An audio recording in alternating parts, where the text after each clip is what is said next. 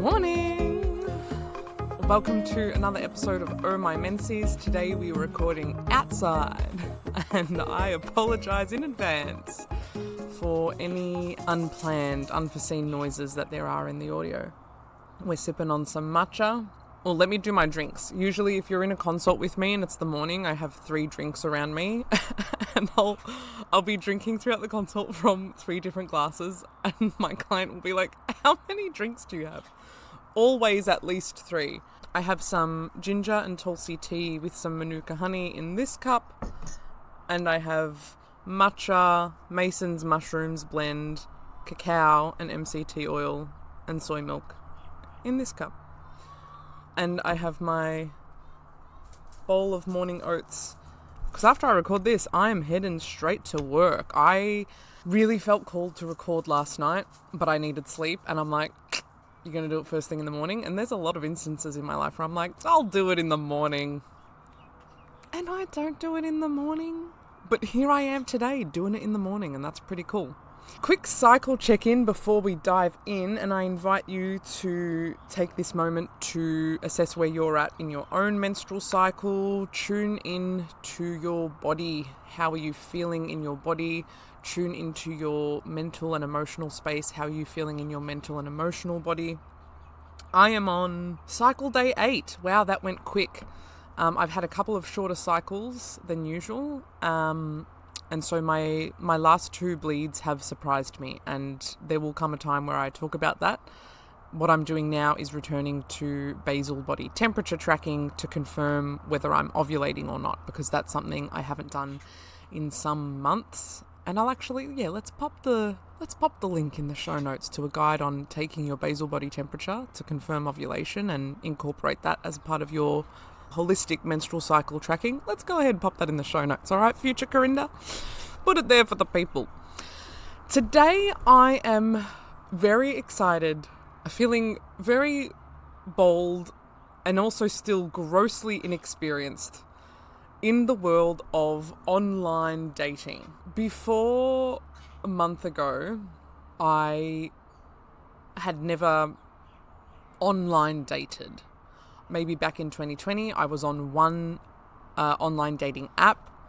I chatted digitally with a few people, but always very quickly just got very scared and just ghosted people, essentially.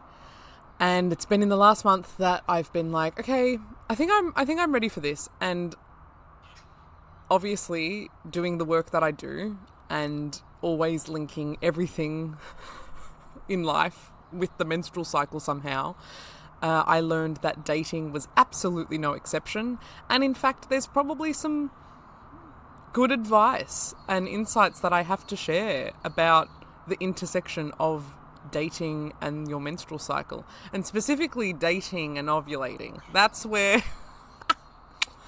I ran into some trouble, and that's probably where I have the most to share.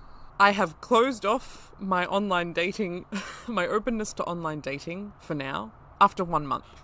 So I still don't have a lot of experience, right?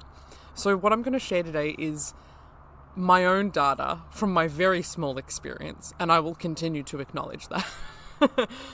But I'm also going to be sharing broad data by transposing my menstrual cycle knowledge over my small experience, plus what I know of modern online dating scenes, plus what I know of friends' experiences and stuff. But also 3, what I want to share is an invitation for you to share your experiences with me. If anything rings true, please let me know. If anything piques your curiosity, let me know. If there's anything that I say based on today's episode that you're like, oh, I'm gonna try that, the next time I go on a date or the next time that I'm browsing an app, also let me know. This is a very juicy, exciting topic. Now, as always, I feel like I don't need to preface this. I'm gonna get into some detail, nothing, I don't know, maybe nothing more than I usually share, but it's detail that pertains to my sexuality and my relationality with other people in a romantic sense.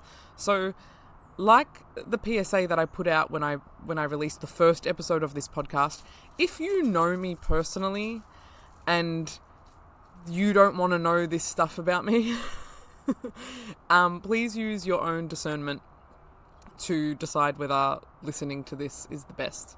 If we do know each other personally, you are welcome to listen to this, and if you have any questions, you can ask me questions. That conversation is absolutely welcome from this episode, from strangers, clients, friends, family alike. But just, stick with what you're comfortable with in terms of knowing about me. Let's start with a brief recap. So, menstrual cycle. In every menstrual cycle, you experience 4 phases. So yes, bleeding is the most obvious thing that we experience, and that's what we speak about most as females in terms of what we track, what we struggle with usually. But there are actually 4 distinct phases, including your period, but between each period. And I want to explore how each phase could potentially impact your dating and relational experience. I'll certainly be sharing how each phase impacted me. And maybe this will act as some extra motivation to more thoroughly or more holistically track your own menstrual cycle if you're like, ooh, because, dating, that gets like our dopamine going, right? There's adrenaline in there, there's oxytocin in there, there's sex drive in there. It's a pretty motivating thing, right? We've got some pretty hard wiring in our brains to find mates and try to reproduce, even if we don't want babies.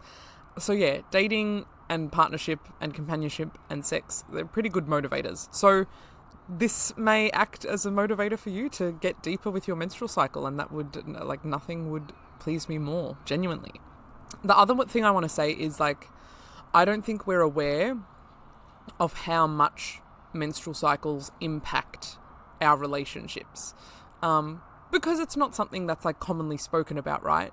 But I've said this to friends before, I would love to see the statistics on the average time in a female cycle of when relationships are most likely to start, when she's most likely to seek out casual sex, or sex, I shouldn't say casual sex.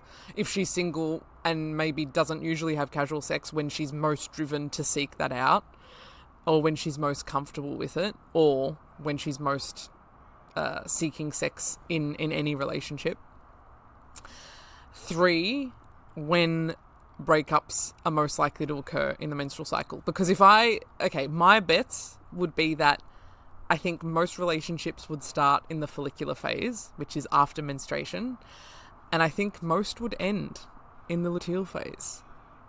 And I would love to see if most one-night stands happen while the female in the dynamic is ovulating.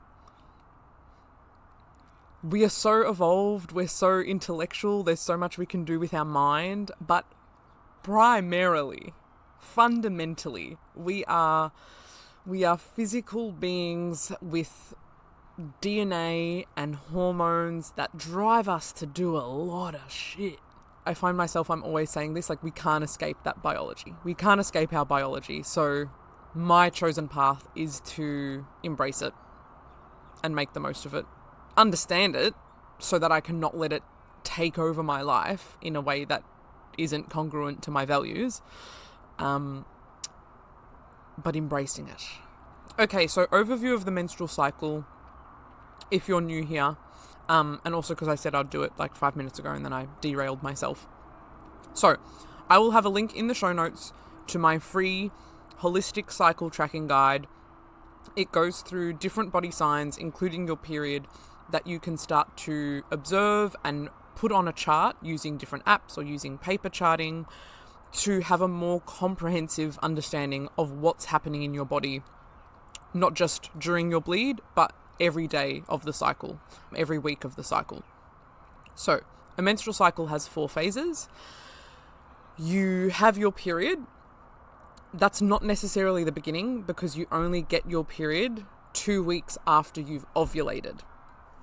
Ovulation is the release of an egg from one of your ovaries. That is when you experience the greatest hormonal surge in your cycle, not only hormones, sex hormones from your ovaries, but also hormonal stimulation from your brain talking to your ovaries and that's a bidirectional relationship. So they're talking to each other. That's ovulation. If that egg isn't fertilized within 24 to 48 hours, you then enter your luteal phase. This phase is characterized by your body preparing for a potential pregnancy. Regardless of whether the egg was fertilized or not, your body is in this state of increased metabolism, more blood flow, growing your uterine lining, because it's like, oh my God, we just ovulated.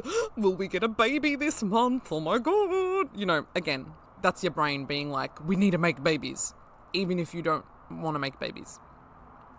So there's all this extra activity happening. You start to produce another hormone called progesterone.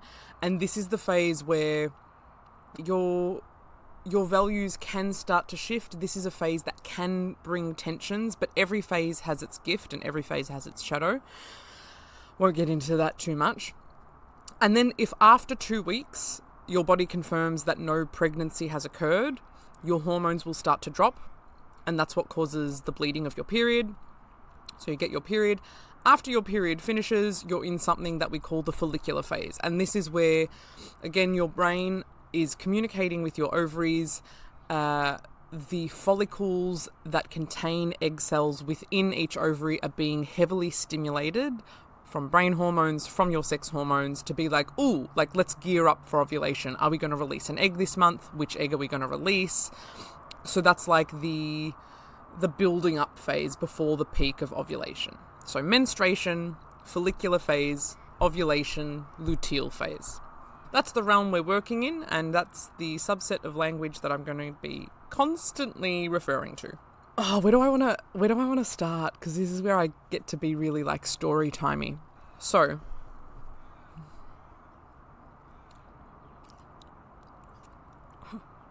I'm a Libran. No, I don't actually want to start there. No, okay. I'm a Libran, but that doesn't necessarily matter because astrology is just astrology. But I've been really relationship focused for most of my life, like even from a very, very young age. Like a relationship focused in a very broad sense. Friendship based, relationship with my family members based, also romantic. And especially as I got older, as I was going through puberty, the drive for romantic connection was really, really strong. Based on that, and based on like general childhood shit and the stuff that you start to unpack when you're nearly 30 years old and you're like, oh, I got some stuff to unpack, I realized that there were maybe some not so great factors, maybe some shadow elements that were driving me into certain relationships. So my history in terms of relating to others romantically is that I've always got a crush on someone, without a doubt. Ask me, do I have a crush on someone? Yes, I have a crush on someone. But up until a month ago, I had never dated because I had always gone straight into long-term relationships. I would have a crush on a guy, decide that was the guy I was going after, make friends with him, be in a relationship with him. Like my shortest relationship was 9 months, and that's when I was 15. And even when I was 15, I was like working hard at trying to make that a really good relationship. And then I had a 3-year relationship, and then I had an 8-year relationship. And now this is the longest that I've been single in my, I was going to say adult life. Well, in my life pre-puberty, which is actually insane to think about. That's insane. So I've been single now for October to October, a year. October, November, December, January, February, March, April. Ooh, 1.5 years. Okay, 18 months. 18 months I've been single. And it's the longest I've been single. Insanity. And I'm 29 years old for context. And I was adamant that getting on the dating apps was not something that I wanted to do. It's not something that interested me. After the ending of this 8-year relationship, I was very much like, I need to work on some stuff. I need to excavate my patterns. I want to be the best person possible before I get into any relationship that comes after this. I want to make sure that I'm bringing my best self to the relationship. And I know that if I can work on myself, that's going to contribute to success of, all my relationships, but specifically my next prominent romantic relationship. So I was very happy. It was a challenge, don't get me wrong, but I was very happy to be like, I'm focusing on me. I'm not looking. But I'm a Libran, so I'm always looking. And we still got some patterns there. And then it was probably towards the end of last year, start of this year, that I felt my romantic antennae coming back online and feeling that drive within me to want to seek a partner again. But I still wasn't ready to take the leap into online dating. I just know that it's a messy world, kind of like the rental market and the housing market at the moment. Like, if you don't have to dive into it, why would you want to dive into it? And also during last year, I spent a lot of time really pushing my social boundaries and putting myself in social situations that I wasn't used to, but have been so incredibly nourishing and fulfilling for me. And like, I'm so grateful for the network that I already had that allowed me to grow my social web and be connected to so many beautiful humans right now. And like, if you are single and you're struggling with loneliness or like pressure on like finding that person, like, lean into your friendships. And if you don't, like, quite frankly, if you don't have any solid friendships at the moment, or friendships that your heart really yearns for, like, permission to seek that. I had to take some pretty big leaps and bounds to find the friends that I have now. So it's not necessarily going to be like easy. They're not going to like rock up to your doorstep. You have to put yourself out there a bit. But for me, that was so healing to lean into and helped take my brain out of the mode of like romantic pressure. So I highly encourage that. So was feeling pretty good in my social life. Wasn't feeling driven to go on the apps. And then there were some people around me that were getting on the apps and talking about all their experience on the apps. And I was like, do I get on the apps? And I was on Tinder for a very short stint last year. Wasn't swiping yes on anyone. Literally just wanted to look at what was out there.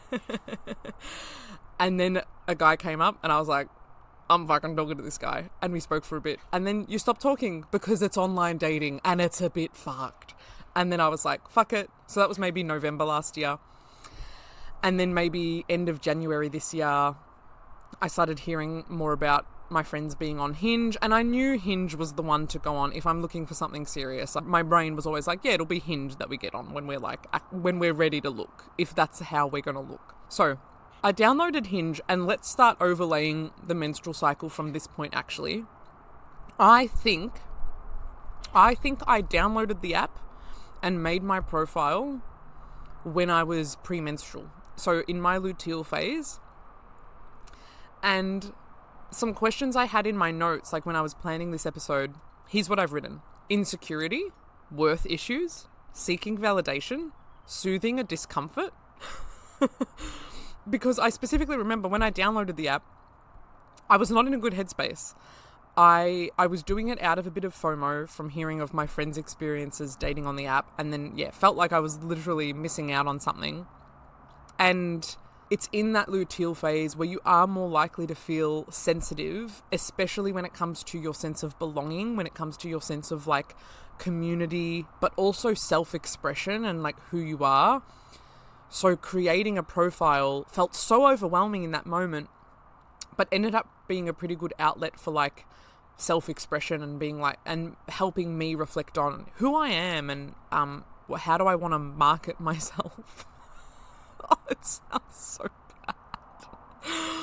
And Julie at the time, shout out Julie, my co-host of the Nuanced Naturopaths, she was like, I was telling her that I was feeling like getting on the apps. Like, we were voice messaging each other. And she was like, now, I hear where you're at. Like, obviously you do you. But I wouldn't recommend getting on the apps at this time. By the end of that day, I was like, so I'm on Hinge.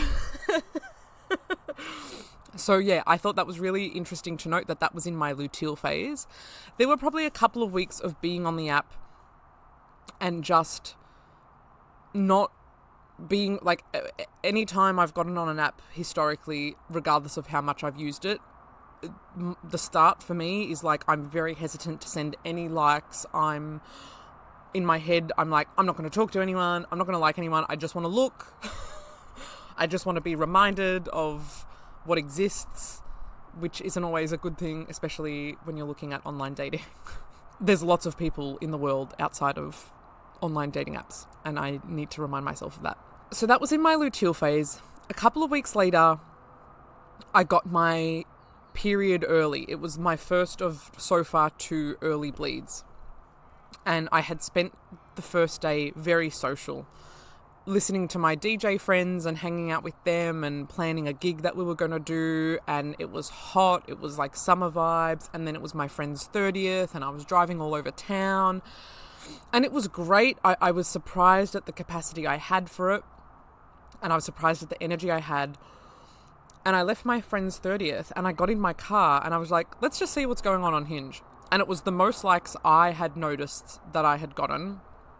And I ain't paying for a dating app. So if I want to go through my likes, I need to go through them one at a time and accept or reject, which, again, the process is just fascinating.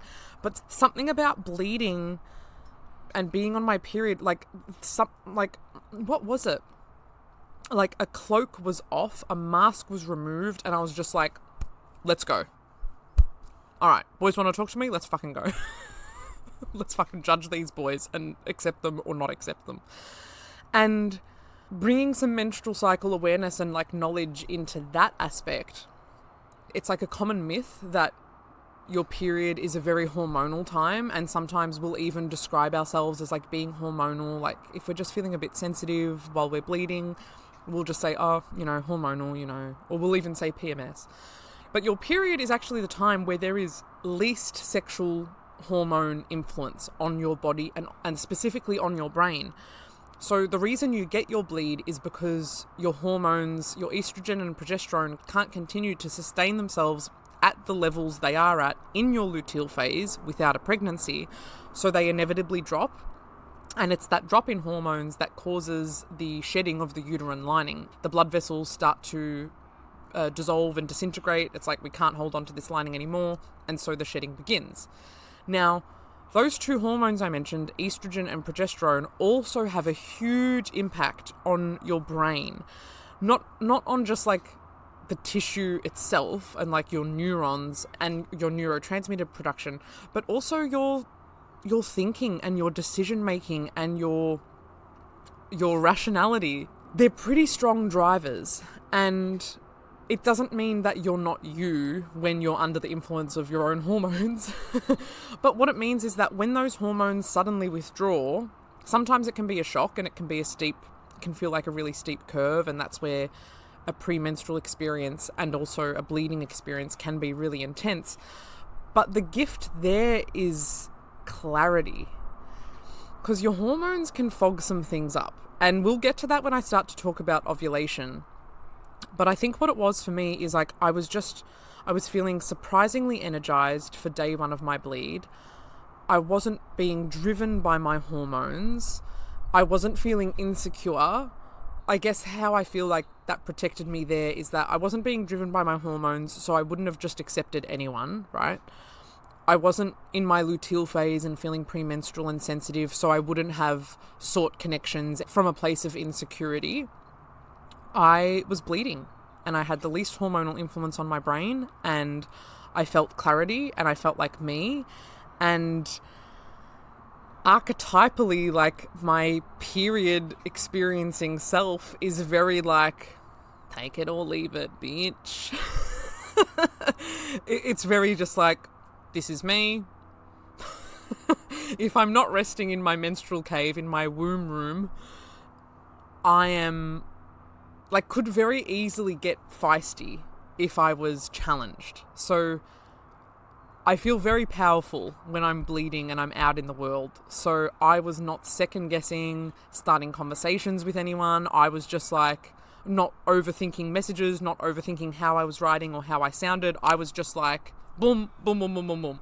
I was sitting in my car after my friend's 30th, just sending out these messages to the people that I went, yeah, oh, Yeah, you're interesting enough. Oh, shit. Wow, you're surprisingly interesting enough. Send the first message. So that was great to experience, like that sense of like boldness and confidence of like, I'm not attached to this app. I don't care about what replies I get. I'm just putting myself out there and like seeing what returns to me. And it did feel interesting and powerful that I was sending those messages out while bleeding. And I think I need to explore what that means in myself a little bit more. And if I would want to do that again, surprise, I did do it again. But yeah, a very interesting state of mind to be in. And what am I thinking about there? Interesting state of mind to be in the realms of manifesting and magnetizing and like who would be attracted to me when I'm in that energy. Anyway, we'll tab that for now. So that would be my first invitation there, is to just start to notice what phase of your cycle you're in when you maybe are putting yourself out there the most, when you are messaging the most, or when you are most often seeking connections, new connections, or maybe, wanting to catch up with friends, or maybe hitting up old flames, or, a hookup friendly friend. What do we call that? A friend with friends with benefits? Fuck. I've been out of the game a while. Yeah, take note of what phase you're in, and I wouldn't even advise to if you're speaking to new people, do it when you're bleeding, because overall, bleeding is a really important time for like self-focus, self-nourishment. Your blood is bringing you back into your body and wanting to bring your attention to your body and your bodily needs, as well as your mental and emotional and spiritual needs as well. Typically, it's not the time where I would encourage like intermingling with other energies, because your energy is so strong and dominant at that time, and your period asks you to come back in, right? So I'm not advising to like go out there full throttle when you're bleeding. But if you want to experiment, only once you have given yourself what you need, and if you genuinely feel like you have the social, energetic, and physical capacity to put yourself out there, it could be an interesting experiment to see if you experience that kind of mental clarity that I was talking about, where the hormones aren't going crazy in your brain, and you just feel a clear sense of yes or no when you are interacting with another human. And then we have the period, and I start some conversations, and then I'm in my follicular phase. And from there on, my brain is just mostly in the mode of, we're going to ovulate, we're going to release an egg, oh my god, someone could fertilize this egg, oh my god, we could have a baby, oh my god, oh my god, we're going to reproduce. So in retrospect, it was like a nice carry through from that very bold and brazen period moment that I had, because my confidence just kept rising, my sense of self-esteem just kept rising, and I was just more me and like putting myself out there. But now with the driver of estrogen gearing up for my body to ovulate. So that was very interesting. And so this was the time where I was messaging more frequently when I'm not usually a frequent messenger. I'm offering meetups. I'm declaring that I'm open for a casual sexual relationship when I didn't think I was. Interesting. So how much of that was just like hormonal versus what I actually wanted to do, right? And also my brain at this time, I noticed I was looking for the pros among the cons of the men I was speaking with. By default, I was like noticing some things where I'm like, that's a problem. That's a problem. And my follicular and like nearly ovulating brain was like, oh, no. No, we can, no, we can, yeah, we're okay with that, yeah. We can, we can make that work, yeah, no worries. So again, the power of your hormones on that beautiful brain of yours, just in the sense of like, you might have a set of values and a set of preferences and standards even for qualities that you're seeking in a mate or a friend or a partner. And then the hormones are there and you're like, nah, I can make this work. Not great. Why is this happening? Because you can't escape your biology. Your body is trying to get you to procreate. It's a pretty strong urge. It's a lot to resist. And for me, this was the first time in 18 months, more or less, that I was like, sex could be imminent. Like, it felt so legitimately on the table in a way that I hadn't experienced before, that I was like, it was really hard to resist the urge to procreate. It was really hard to fight back against my hormones and say, no, we have standards and this doesn't meet our standard. Most of that went out the window. This only got worse the closer to ovulation I got. And in fact, ovulating while having these kinds of conversations was actually really, really uncomfortable. Okay, more biology and science before I express more details. Estrogen, which is steadily rising in your follicular phase and reaches a peak at ovulation, is really good friends with dopamine. They potentiate each other. Okay, imagine you get the same stimulus. Maybe it's having a good cup of coffee. You have a good cup of coffee in your luteal phase before your period. You're like, yeah, that was a good cup of coffee. That felt nice. You have that same cup of coffee closer to ovulation when your estrogen is higher. Oh, that is a good cup of coffee. Exact same stimulus, different response because estrogen potentiates dopamine. You are more sensitive to experiencing a dopamine reward response from stimuli the closer you are to ovulation. And that's just because of estrogen. Like, it's wild. And this is just one example. All of your sex hormones are interacting with your stress hormones and your neurotransmitters to create this very wild, cosmic, but bodily experience within you. And the dopamine and estrogen link is really, really relevant to dating because my dopamine reward system was fried. My libido single-handedly took over my reward circuitry for 2 weeks. And it was up and down and up and down. And the first week, actually, this is really interesting. The first week in my follicular phase of messaging people, I was like, oh, they're messaging a lot. Not really into that. Oh, yeah, okay. Yeah, I'll talk. I'll message more than I usually do, but no, this is a lot for me. Closer to ovulation, if I did not receive a reply in an amount of time that was average for that man, some things started turning in my brain. Some things that I had not experienced in years. I felt so weak and immature for hanging out for replies on my phone. I was literally 15 with my first boyfriend, before he was my boyfriend. Absolutely ridiculous. I did not like that feeling. And this is because my monkey brain saw that sex was on the table and messaging was a signal that sex was closer. And if I didn't get that, it was just this drop. So I was up here when the messaging was frequent and intense, and then it would pull back just a little bit, but the dopamine drop was crazy.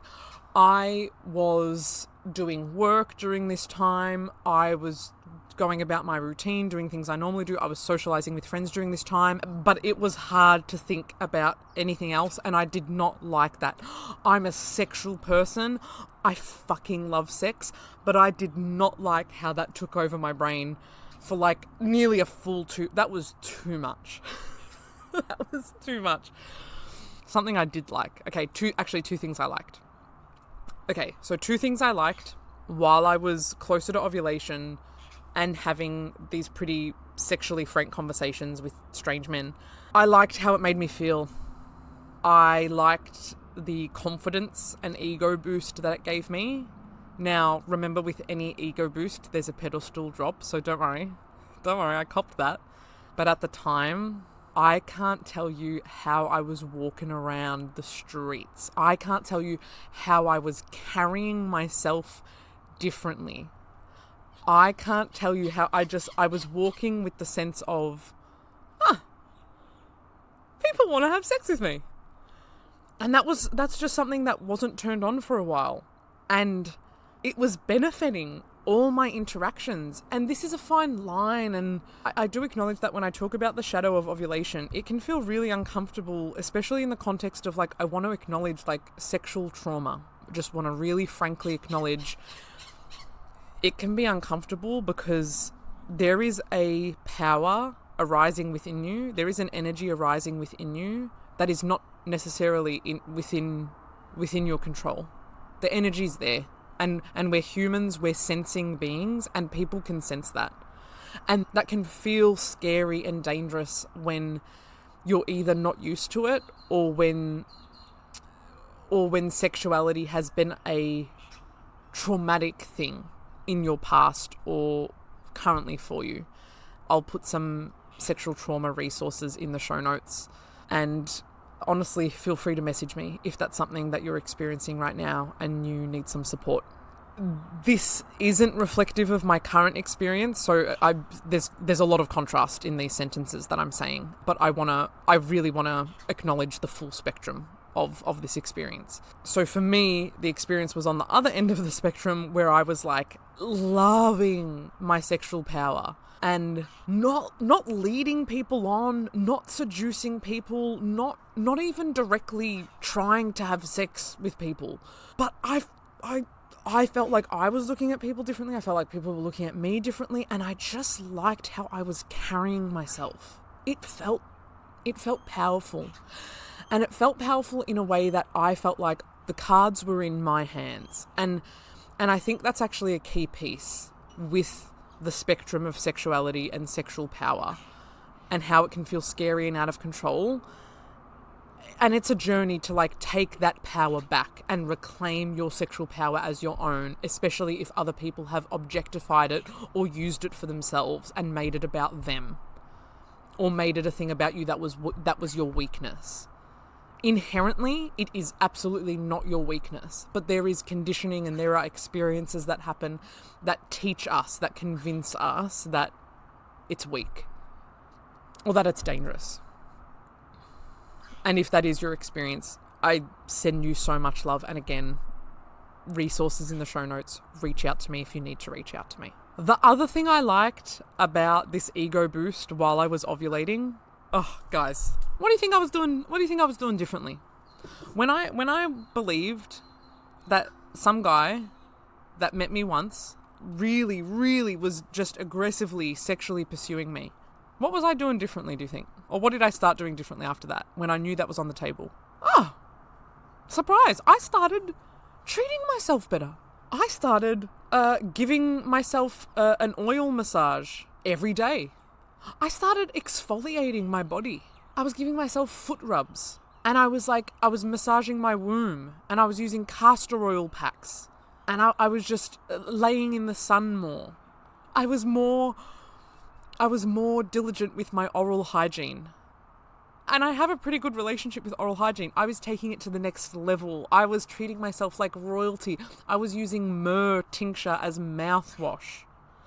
The water pick was back on the charger. I'm using the water pick again. And I'm manually flossing. And I'm using oral probiotics. Shout out activated probiotics. And I was exercising more. 10,000 steps a day, no worries. It felt great to be walking around town in this energy. I was TMI, but it's me, so is it really TMI? And here you are, so you're here for the TMI. I was engaging more frequently in self-pleasure, and that was beautiful. That made me realize, oh wow, I haven't been doing this heaps. That was a part of me that had just been so switched off for a while. I was more familiar with my own body, and I feel a bit of grief and guilt at the fact that I let that so easily get switched off just because there was a lack of someone else turning that on. I can turn that on within myself. You can turn that on within yourself. We don't need anyone else to turn our sexual power on. Yeah, it helps. Yeah, it fucking helps. But it is not a necessary component to have a good sexual relationship with yourself. I was And this actually could be a whole episode on its own, or maybe an email for my Corinda's Corner subscribers. If you know, you know. Sign up in the show notes. I was so much more in contact with my tissues and with myself that I found a cyst. I found a cyst in my pelvic region, and I thought, I was like, why didn't I know this was here before? The kind of cyst that it was is easily manageable with natural remedies, and there was a whole story about how I released it. It's a Bartholin's gland cyst, if anyone's familiar with that or wants to look it up.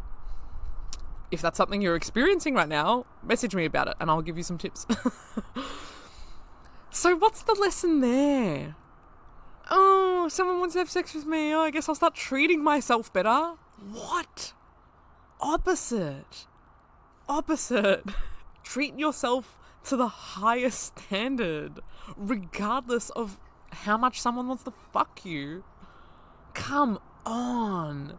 So that really, and again, only in hindsight, that could slap me in the face and be like, babe, does this stuff make you feel good? Yeah, this stuff makes me feel good. Does this stuff connect you to your body and your true essence? Yeah, it connects me to my body and my true essence. So make time for it. Why would you give that power? Why would you put that in someone else's hands? Like, I'll give myself a beautiful daily massage with beautiful oils and essential oils if someone wants to have sex with me. Bro, do that anyway. So that was my lesson. That was definitely a lesson there. So my invitation there is to see what your social behaviours are like when you know you are ovulating or approaching ovulation. This is where, if your period is the time where the hormones are having least influence on your brain, ovulation is the time where these hormones are having the most influence on your brain and are probably going to be playing a role in your sexual decision making, in your mating, your mate seeking decision making. And if there is a connection that you have that is sparking up quickly and seems like it's going good, and you notice that it started when you're in this phase of your cycle, at least wait until your period and then reassess that connection, because ovulation can make a lot of connections feel like, oh my God, this is really good. This guy's so good. Here's where we match up. And like your brain's going to be going like, no red flags. No, not even beige flags. No. This is the guy. And sometimes it's a bit of a trap. And that's good advice in general, actually. If you're struggling to make a decision, if you're feeling any sense of confusion or uncertainty about a potential mate or a partner or just someone that you're seeing casually, if you're feeling any uncertainty or confusion, give it a full menstrual cycle. Or at the very least, if there's more time pressing, at least wait until you get your next period. Because it's usually going to be in those moments where clarity lands, or like you feel a massive shake-up of like, oh, what? A next step or any changes that you need to make to the relationship usually become quite obvious. Get to know when you're ovulating so you can start to see how it's influencing your social behaviours. If you're not familiar with ovulation, again, my free cycle tracking guide is going to introduce you to ovulation and how you can start to get to know it. If you would like to go a little bit deeper, I have a $27 masterclass all about ovulation. It goes into the absolute nitty-gritty of like what ovulation is on a biological level, but also on like an energetic and spiritual level. So you get to learn how it affects your body, why it happens, how we can track it, and also how you can use the power of it in like all realms of your life. So that's just $27, all about ovulation masterclass. If that calls you, please check it out. If you have any questions, let me know and I'll answer them. All links in the show notes. Now, I want to circle back to the luteal phase. So we're coming full circle here. I initially got on the app when I was in my luteal phase, and now we're back to maybe 2 luteal phases later. This is where I was more hung up on like not receiving replies. This is where I was maybe sending messages out of insecurity as opposed to the way I was sending messages when I was bleeding, which was just like, I'm putting myself out there. I don't give a fuck if you reply. You can bite or you can not bite. Whereas Luteal was like, okay, I'm overthinking what I'm messaging. Okay, here's what I want to say. No, I need to change that. How can I make that sound more like this? Or let's see if I can appeal to him more. So there was a bit of that. And let's acknowledge that's coming from a place of like insecurity, worth, issues, maybe lower self-esteem, or just seeking a sense of validation, or just feeling lonelier and just wanting that comfort on that level and that connection. And let's acknowledge something else that can happen in the luteal phase, a gift of the luteal phase that I really, really, really love, especially if you've felt really ungrounded and overwhelmed in your ovulatory phase with the power of estrogen taking over. The luteal phase can be really grounding.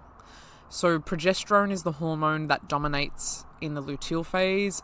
Progesterone and estrogen, they work together, but they're kind of like cousins. They do different things, and they can oppose each other sometimes. So if one is getting too rowdy, usually it's estrogen that gets too rowdy. Progesterone can come in and like help balance it out and ease that rowdiness. So if your brain's been like ticking over really fast, overthinking, getting really hyped up, strong dopamine peaks and drops, strong libido and then drops, the progesterone in your luteal phase can help calm things down.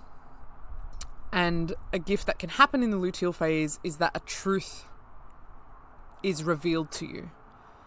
But because we're not taught by default how to tune into our intuition, and when I say we're not taught, I'm talking about like a standard westernized upbringing where your mum's maybe not talking to you about your intuition, you're certainly not learning about it at school or throughout your tertiary education.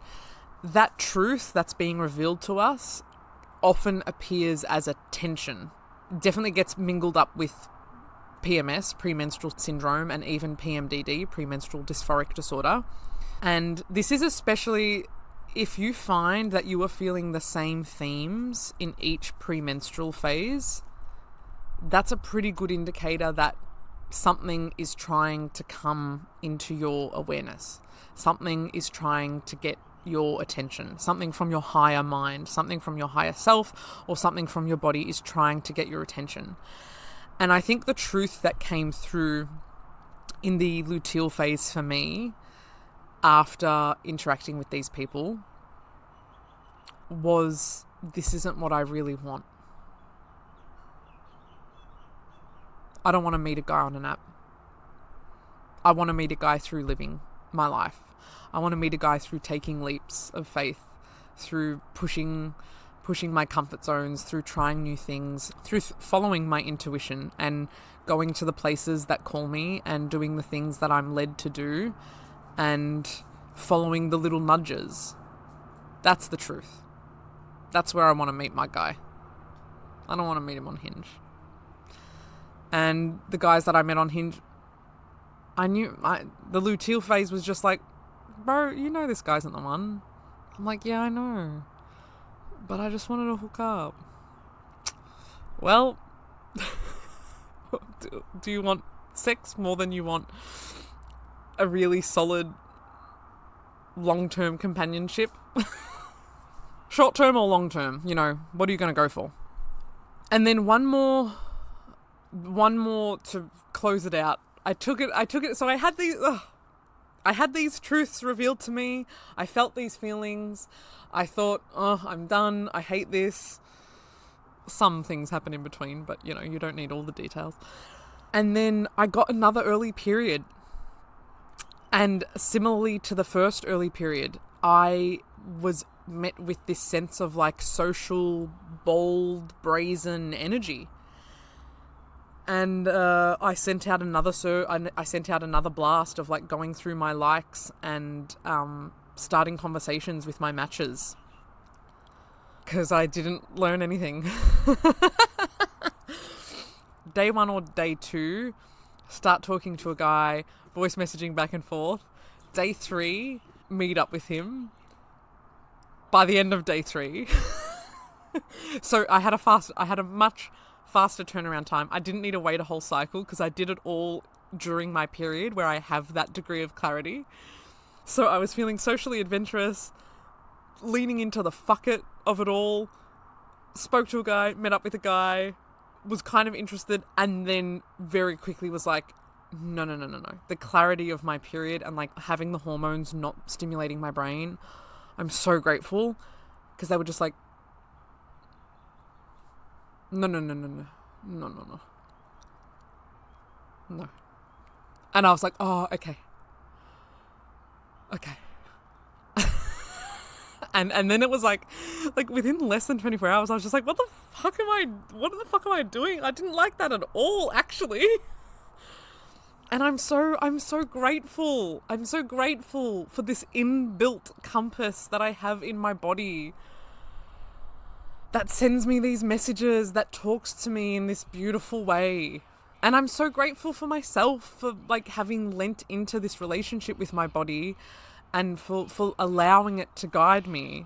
Because if I wasn't, I could just be stumbling into relationships unconsciously, repeating old patterns or getting myself in situations that actually feel quite dangerous and like not safe for my full self-expression and actually aren't aligned with who I am at all. Thank God I have this beautiful cycle that is showing me different parts of myself throughout the month.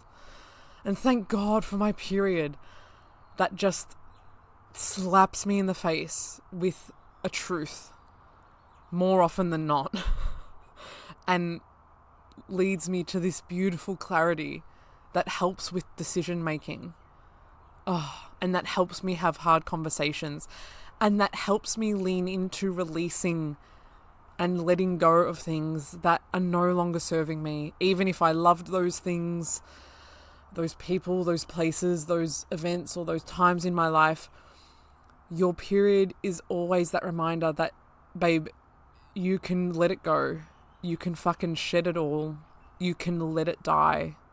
Let it die. Feed it to the birds, feed it to the worms, feed it to the wolves. Let it be compost for the earth. And let yourself be reborn into whoever the fuck you want to be. And take that forward into your next cycle. How's that for a podcast episode? Loves, if you can relate to anything that I've shared at all, please let me know. Please let me know. And if there's one thing that you take from this episode, it is start to get acquainted with your ovulation. If you're not already familiar with her, start to understand when you ovulate. Get the free cycle tracking guide. Check out the All About Ovulation masterclass if you want to, if it's calling you. Get to know that time in your cycle, because when you know that time in your cycle, it helps you map out all the other phases a lot more clearly. And shit, it could help you from making some poor decisions that aren't aligned with your highest good, that aren't aligned with your highest values, that aren't even aligned with what you actually want. She can be a bit cheeky, ovulation, but don't worry, we're going to embrace her. We're going to bring her into our awareness, and it is with that awareness that we can make better decisions and harness her power instead of letting it take over us. So wish me the best of luck for my upcoming ovulation, because I am on cycle day 8, so I am well into my follicular phase. My estrogen is well and truly on the rise, and I've definitely thought about messaging a guy that I stopped messaging last cycle. So I'm going to need all your ovulatory prayers. Thank you for tuning in to another episode of Oh My Menses. If there is anything that you would like me to talk about on a future episode, let me know. I love responding to requests. I love answering questions. All the links are in the show notes below to email me or message me on Instagram. I would really love to start some conversations from this episode. So I look forward to hearing from you. Take care of yourself. Don't let ovulation take over you. And I will see you next time. Thank you for joining me for another episode of Oh My Menses. If you have a special request of something you'd like to hear me talk about, or you have any questions that you want to ask me, please drop me a line at hello@corindaholistics.com.au. I would like to acknowledge the land and country on which I live, work and create, that of the Wurundjeri people of the Kulin Nation. I honour their connection to land, sea, flora and fauna across this country. I pay my respects to the elders of these communities, past, present and forthcoming.